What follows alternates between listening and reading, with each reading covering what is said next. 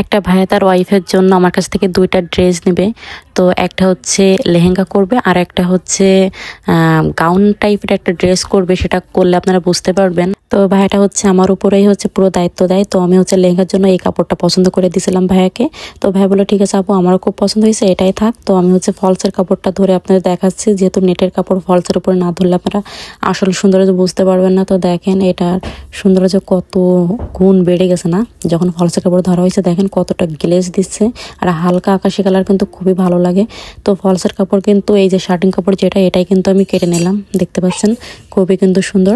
আর হচ্ছে আমি এর সাথে এবার ওড়নাটা ম্যাচিং করব। তো আমি টিস্যু কাপড় দেখতেছিলাম ম্যাচিং হয় কিনা।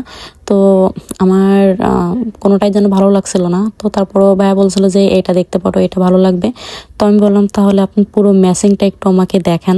তো ভাইয়া আরও একবার হচ্ছে ফলসের কাপড় ধরে ওড়নাটা ধরে হচ্ছে ম্যাচিংটা দেখাচ্ছিল, দেখেন। তারপর আমি বললাম ঠিক আছে ভাই, আমি আরেক দোকানে একটু খুঁজে দেখি ওড়নাটা পাই কিনা ভালো। তো অন্য দোকানে গিয়ে দেখি একদম সেম টু সেম ম্যাচিং একটা ওড়না পাইছি। তো আমার লাকটা খুবই ভালো।